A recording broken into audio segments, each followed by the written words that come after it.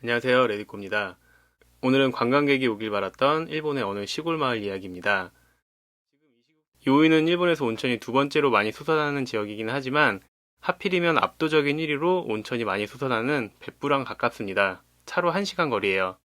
오래전부터 철도를 중심으로 교통도 발달하고 다양한 관광 인프라까지 조성된 벳부 옆이니까 굳이 요인까지 찾아가려는 사람은 많지 않았어요. 벳부하면 스기노이 호텔, 지옥순례 이런 것도 많이 알려져 있는데 국제적으로도 알려진 온천 마크, 이 마크가 고안된 곳도 벳부입니다.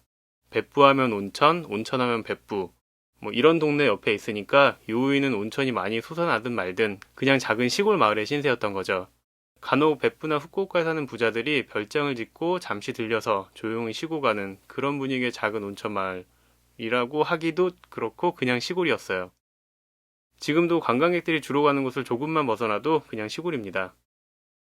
요이는 산속에 있는 분지 지형인데 1950년대 초반 수력발전소를 지으려고 거대한 댐을 짓는 계획이 있었어요.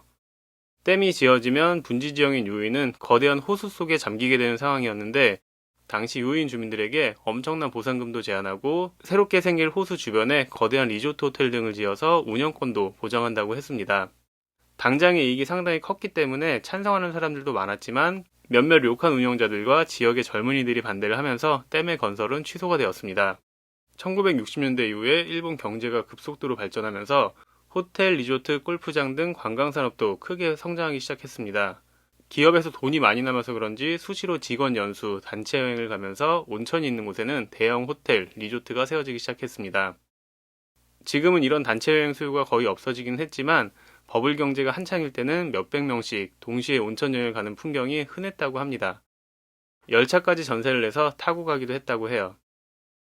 이런 사회 분위기 속에서 유후인 마을 사람들은 조금 다른 방향으로 갔습니다.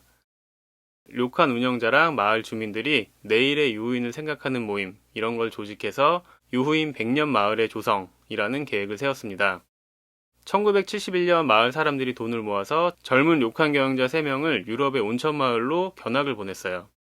50일 동안 유럽의 온천 마을들을 둘러보고 온 이 사람들이 내린 결론은 개발보다는 자연의 아름다움을 간직하자는 것이었습니다. 보통은 골프장을 짓고 유원지를 만드는 다른 지역과는 전혀 다른 모습이었어요. 그 덕분에 지금도 유인에는 높은 건물, 큰 리조트 호텔은 없습니다. 그리고 사실 온천 외에는 볼거리도 없고 역사가 있는 것도 아니고 그리고 할 거리도 없는 마을이었기 때문에 이런저런 고민을 해서 나온 것 중 하나가 지금까지 40년 넘게 이어져 오고 있는 유우인 음악제, 유우인 영화제입니다. 유우인 영화제는 일본에서 현존하는 제일 오래된 영화 축제인데 황당한 것은 영화관이 없는 마을의 영화제라는 거예요. 영화제가 시작된 1976년부터 지금까지 여전히 유우인에는 영화관이 없습니다. 그런데도 일본에서 가장 오래된 영화 축제를 개최하는 마을인 거죠.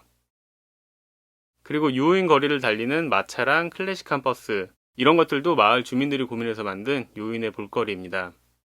개발보다는 소박한 모습을 소중히 했던 유인이 크게 인기를 끌게 됐던 것은 버블 경제가 무너지면서 기업들의 단체 여행보다는 가족 여행을 중심으로 하는 소규모 여행으로 여행 트렌드가 바뀌게 된 90년대 중반부터였습니다. 물론 20년, 30년 앞을 내다보고 준비한 것은 아니었겠지만 과한 욕심을 부리지 않고 자연을 소중히 하면서 그리고 자본가나 정치가들이 아닌 마을 주민들이 서로 협력했던 유후인 마을. 우리나라에서 찾아가기 가장 쉬운 편이고 비용도 비교적 저렴한 이유 때문에 제가 유인을 좋아하는 것도 있지만 인기 관광지가 될 수 있었던 조금은 남다른 이런 스토리가 있어서 좋아하는 것 같아요. 마지막으로 1970년대에 유후인 100년 마을 조성, 이걸 마을 사람들끼리 계획하면서 우리 세대에 못하면 자식들 세대에 할 수 있을 것이고 그마저도 못하면 그 다음 세대에서 해주길 바란다 이렇게 말했다고 합니다. 그리고 이때 마을 사람들이 돈 모아서 유럽으로 보냈던 료칸 경영자 3명은 지금도 유인의 3대 료칸으로 꼽히는 카메노이 벳소, 타마노유 그리고 멋진 풍경으로 인기 많은 무소엔 3개 료칸의 사장들이었습니다. 타마노유랑 카메노이 벳소는 좀 많이 비싼 료칸이고 제가 개인적으로 추천하는 료칸은 무소엔입니다.